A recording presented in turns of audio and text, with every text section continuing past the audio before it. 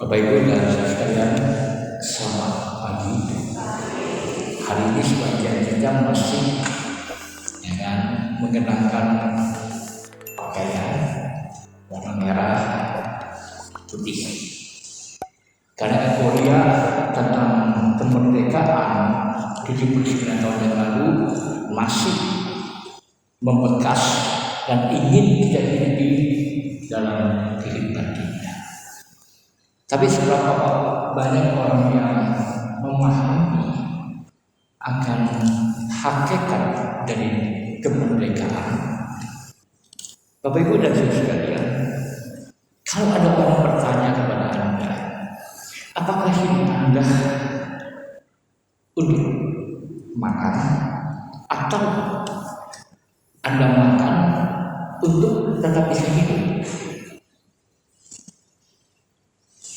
Yang mana menjadi cara pikir kita atau yang menjadi gaya hidup kita?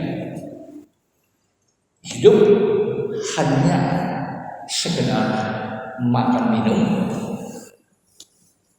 atau kita perlu makan dan minum agar kita dapat tetap hidup, tetap sehat dan tetap bugar untuk meneruskan hidup yang dipercayakan oleh Tuhan? Atau ada makna lain yang dapat kita pelajari tentang makan?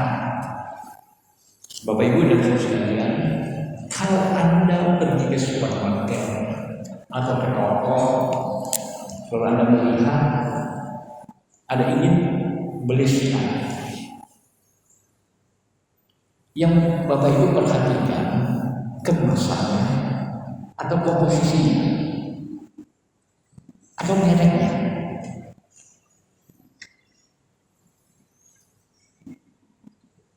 Kebiasaan kita adalah merek apa? Betul kan? Yang kedua, kemasannya. Pernah Bapak Ibu dan saya baca komposisi? Hampir enggak pernah. Kenapa Bapak Ibu sekalian? Itulah pola pikir yang selalu hadir dalam hidup kita, sehingga kita tidak bisa menikmati sesuatu yang benar-benar sehat bagi kita, berguna bagi kita. Dan inilah kesalahpahaman yang juga hadir ketika Yesus memberi makan 5.000 orang, yang kita tahu sisanya ada 12 bakul. Lalu sekarang apa yang diperbincangkan oleh orang banyak? Mereka mengatakan, bukankah dia ini anak Yusuf, tukang kayu?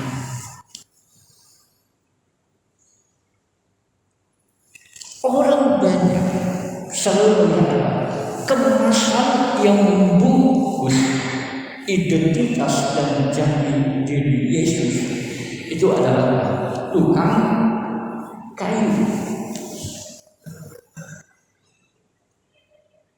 Karena itu Bapak Ibu sekalian, dalam dunia marketing, orang-orang akan selalu mengedepankan apa? Kemasan daripada isi.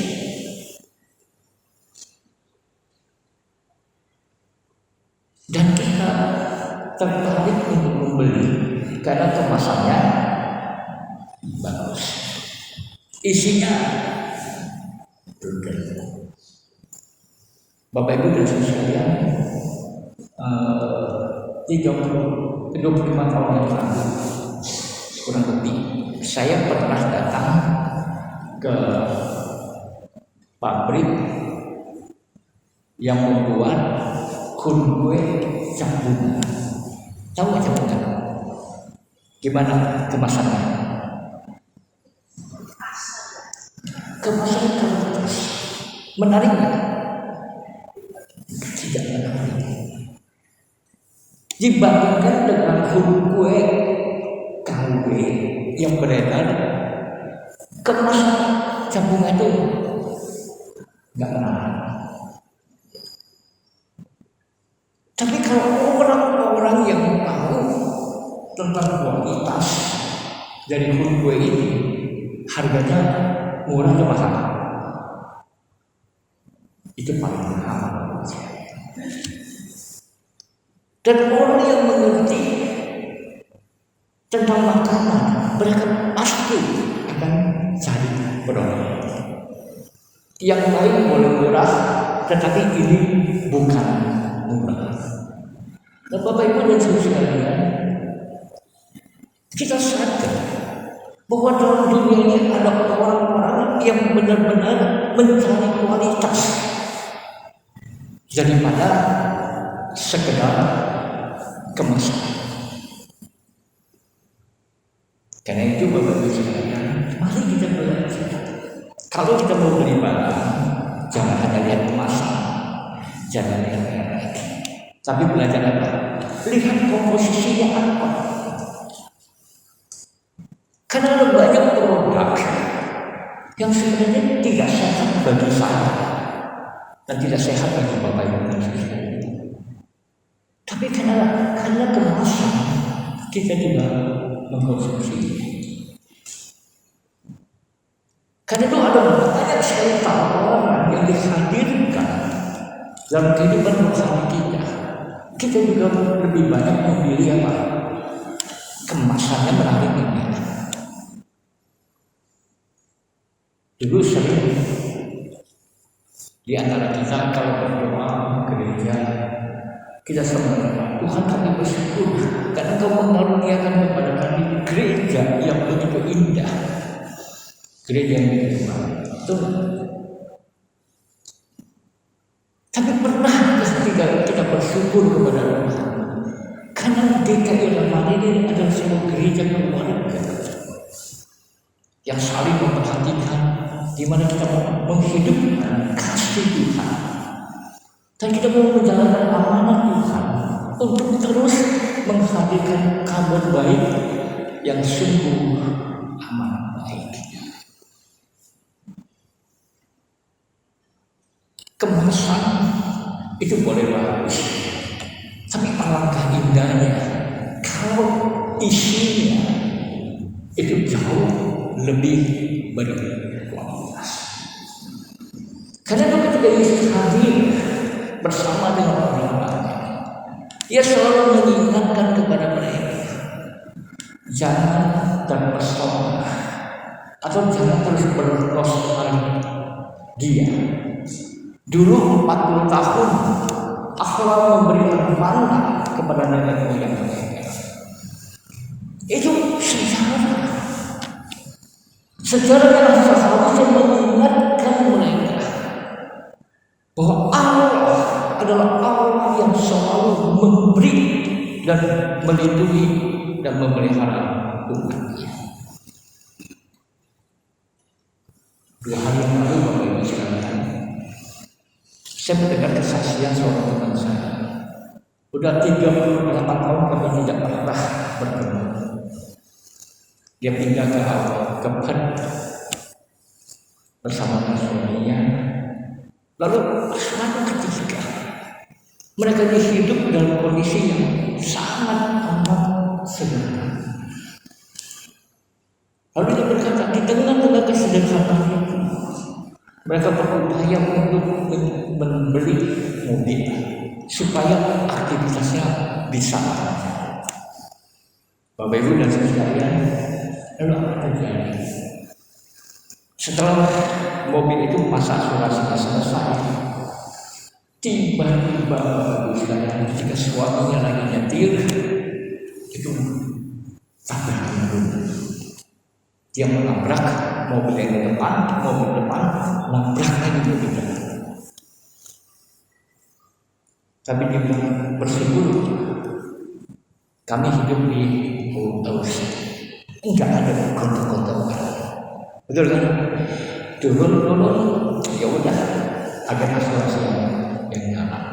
Tapi karena dia mobilnya tidak diasuransikan, maka pihak agensi datang kepada mereka dan mengatakan mobil yang pertama rusaknya begini, biaya perbaikannya $7.000. Yang kedua, karena kerusakannya lebih parah, biaya $12.000. Mobilnya dia nggak perbaiki karena nggak punya duit. Nah, suami istri itu mulai berdoa kepada Tuhan. Bapak Ibu tahu nggak? Di dompet mereka itu nggak ada $100. Bagaimana mengganti 19.000 ini? Dia nggak punya makan. Disitulah mereka belajar untuk berserah pasrah kepada Tuhan. Mereka memohon belas kasihan Tuhan. Lalu ketika dipertemukan dengan yang 12.000 ini, mereka terbuka menceritakan kondisinya. Lalu Bapak Ibu tahu apa terjadi? Pemilik mobil itu membebaskan mereka dari penggantian 12.000 ini. Senang gak? Wah, puji Tuhan, haleluya, Bapak Ibu sekalian. Harapannya apa? Yang 7.000 gimana? Nah, inilah kita Bapak Ibu sekalian. Ketika yang 12.000 udah free, berharap Tuhan akan membuka jalan lagi, sehingga yang 7.000 itu bakal membebas. Tapi apa terjadi Bapak Ibu sekalian? Yang 7.000 itu akan enggak. Anda harus bayar. Lalu mereka bernegosiasi. Dia bilang untung hidupnya di Aussie. Sepakat tiap bulan mereka harus cicil. Bapak Ibu sekalian, lalu ditanya sama pemilik mobil, Bapak Ibu sanggup cicil berapa? Utangnya 7.000 Bapak Ibu sekalian. Lalu mereka bilang, kalau dihemat hidup kami ini, paling sisa $20. Pemilik mobil bilang, oke, you bayar tiap bulan $20. Tiap bulan ditagih Bapak Ibu sekalian, $20. Ini keluarganya susah. Dia mengatakan kami hidup berat, tapi tiap bulan kami bayar dengan sekian. Terus kemudian yang punya mobil telepon lagi, bisa segera dilunaskan.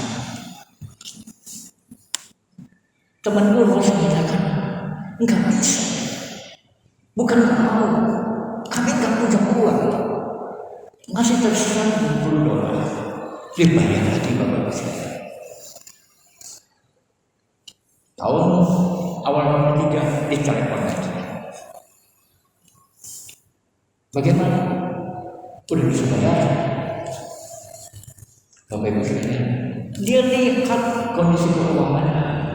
Kenapa? Tuhan itu memberkati dia dengan luar biasa, bukan dengan materi, tetapi dengan apa? Anak lahir terus sampai anak keempat. Jadi untuk biaya hidup anak dengan biaya nyicil nggak ketemu.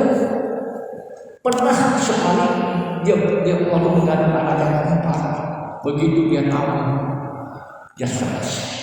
Dia sampai loncat-loncat berharap anaknya gugur. Tapi apa mau dikata?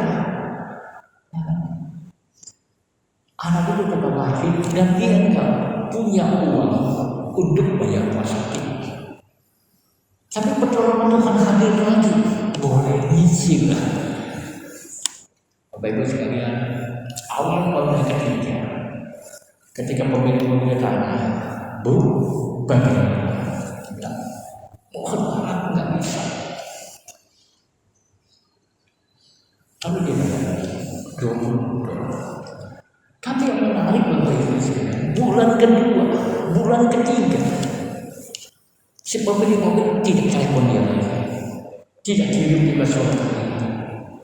Lalu keluarga ini menanyakan, dia bilang, kenapa tidak ada surat hadiah? Lalu pemilik kemudian mengatakan, kamu dibebaskan dari menyicil sisanya. Nah, Bapak Ibu dan Saudara sekalian, apa yang mempelajari dari keluarga ini? Ketika Tuhan memberikan kesempatan kepada mereka untuk menjalani hidup yang seni, kesetiaan, ketaatan kepada Tuhan, dan juga ketaatan untuk menepati janji, itu tetap mereka hadir. Dan saat kami bertemu di hari ini, dia datang dengan muka yang begitu berseri-seri, karena semua sudah selesai. Nah, Bapak Ibu dan Saudara, undangan yang selalu disampaikan kepada setiap orang yang percaya, marilah kepadaku semua yang tidak sungguh dan berbeban berat. Mari datang bukan hanya sekedar untuk mendapatkan berkat jasmani, tapi masuk lebih dalam lagi untuk menikmati roti yang datang dari surga, untuk membangun relasi yang benar. Karena Yesus sudah mati bagi kita, Ia rela memberikan hidupnya demi untuk keselamatan. Apalagi Tuhan tidak akan berikan dalam hidup ini. Tapi jangan lupa Bapak Ibu sekalian, ada orang yang kedua yang juga sering hadir dalam hidup kita.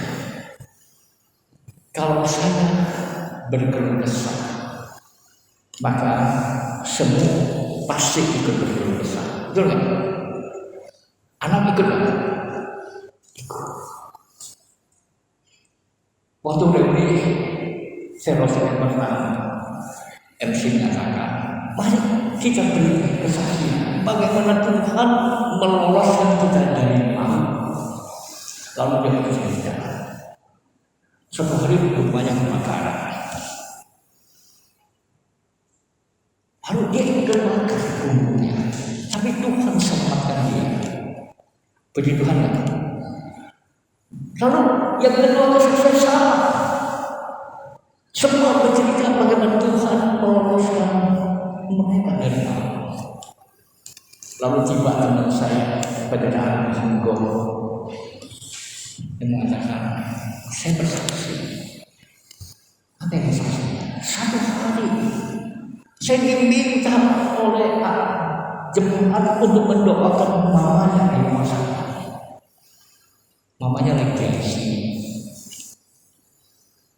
Lalu dia tempat tangannya doa. Habis doa dia buka mata.